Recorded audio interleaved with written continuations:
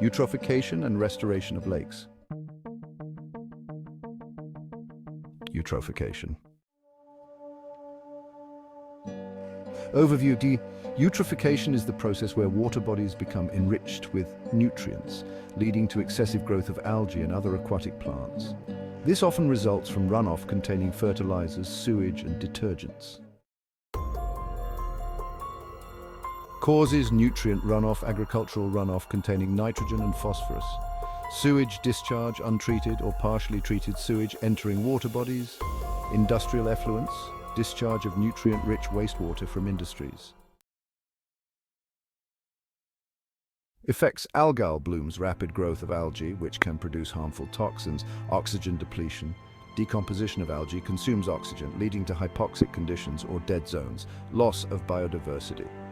Reduced oxygen levels can kill fish and other aquatic organisms. Water quality. Deterioration in water quality, making it unsuitable for drinking, recreation, and irrigation.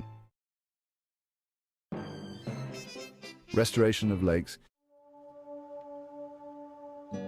Strategies: reducing nutrient input, implementing best management practices in agriculture to reduce fertilizer use, controlling sewage discharge, and treating industrial effluents. Aeration.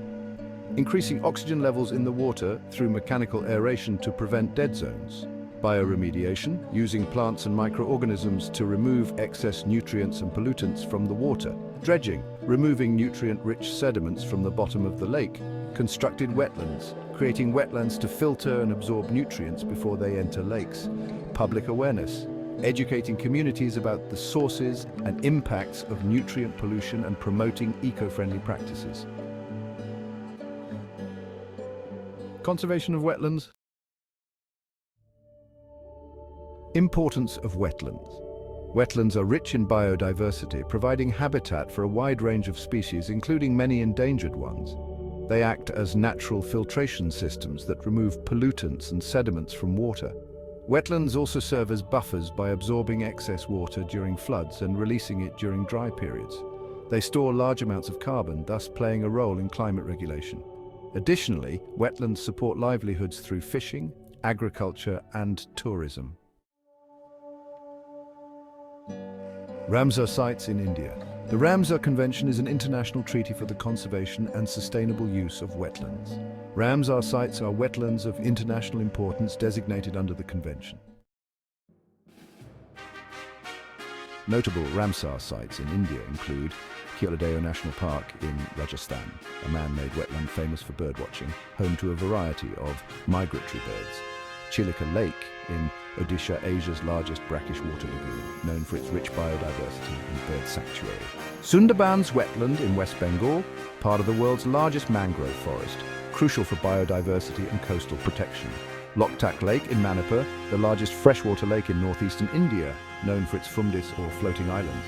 Bhoj wetland in Madhya Pradesh consists of 2 lakes and supports diverse flora and fauna, including migratory birds. Wular Lake in Jammu and Kashmir, one of the largest freshwater lakes in Asia, significant for its fishery resources and biodiversity. Kolaroo Lake in Andhra Pradesh, a large freshwater lake important for bird life and fish production. Conservation efforts include legal protection, enforcing laws and regulations to protect wetlands from encroachment, pollution, and overexploitation. Restoration projects, initiating projects to restore degraded wetlands, such as removing invasive species, replanting native vegetation, and improving water management. Sustainable practices, promoting sustainable agriculture, fishing, and tourism practices that do not harm wetlands. Community involvement, engaging local communities in conservation efforts through awareness programs and participatory management. Research and monitoring, conducting scientific research and regular monitoring to track the health of wetlands and the effectiveness of conservation measures. In conclusion, the conservation of wetlands and the restoration of eutrophied lakes are vital for maintaining ecological balance, supporting biodiversity, and ensuring sustainable water resources.